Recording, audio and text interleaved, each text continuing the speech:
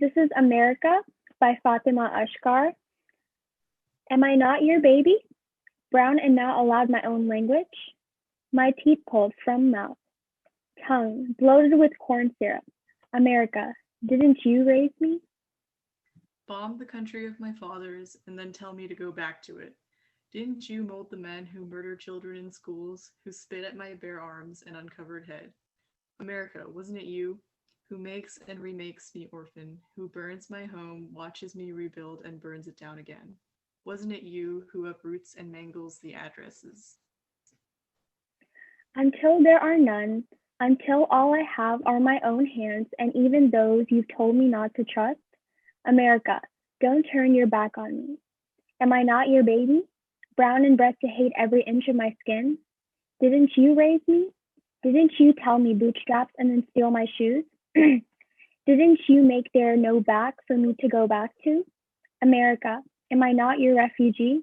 Who do I call mother if not you? So the theme and the thesis that we came up with is that in the poem America by Fatima Ashkar, Ashkar focuses on the troubles of being an immigrant in America. She argues that first generation American immigrants rightfully deserve a place in American society, not only because of their American upbringing, but also because of how society has robbed them of their identity to go back to. And then throughout the poem, Ashkar explores individuals' needs to feel a sense of belonging to a society. So we decided to analyze this poem in chunks, and the first body paragraph deals with this first section. So our claim for this section is that in a series of questions, the speaker reveals that despite having been born and raised in America, her society treats her as a complete foreigner, and that treatment is one that's very unfair. So the first thing that I noticed about this section is that the author has a interesting word choice in that she chooses to use words like teeth, mouth, and tongue. And what we felt was that using those words creates a more specific sense of imagery that convey the physical influence that American society has had on the development of the speaker's speech and her identity. The second piece of evidence for this section that we used is the repetition of questions. Uh, Not allowed my own language, tongue bloated with corn syrup, and America, didn't you raise me? And the rapid succession of these questions causes the speaker's voice to take on an accusing tone, as if the subject, America, has since forgotten its role in the speaker's upbringing. Okay, so in the second section, which we decided was this part, we decided that our claim should be through the use of firm description, the speaker displays the contribution of American society towards the mistreatment of minority children. And you can see this as they use the word bomb, murder, spit. These are violent words. And for its analysis, we said the use of juxtaposition and violent imagery shed light on the vulnerability of minority children under the constant oppression of American society. And then moving forward, for the phrase, me orphan who burns my home, watches me rebuild and burns it down again, wasn't it you who uproots and mangles the addresses? Right around over here.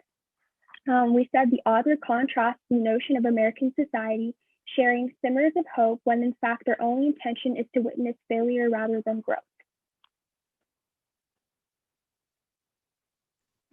In this third and final section, the speaker ultimately reveals that America is responsible for inflicting not only external but also internal mental damage on second generation immigrants, leaving the society as a whole with an obligation to make amends with its refugees.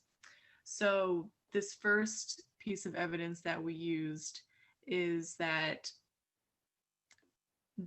the author uses the phrases even those you've told me not to trust and bred to hate every inch of my skin.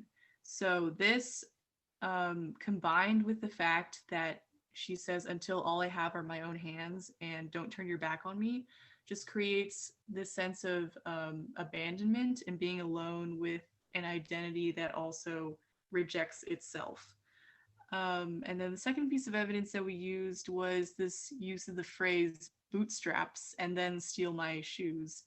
And the explanation that we came up with for this specific phrase is that the author is trying to convey that um, the American society gave them the promise of an American dream of being able to make something for themselves and be a self-starter, but then ultimately doesn't give them equal opportunities as people that society considers to be true Americans.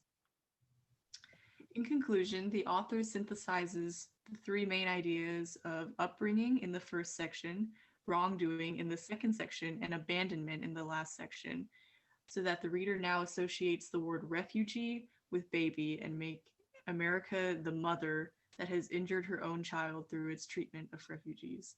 The reader is left with the idea that they can right this wrong by being more accepting as a whole towards children of immigrants. Thank you.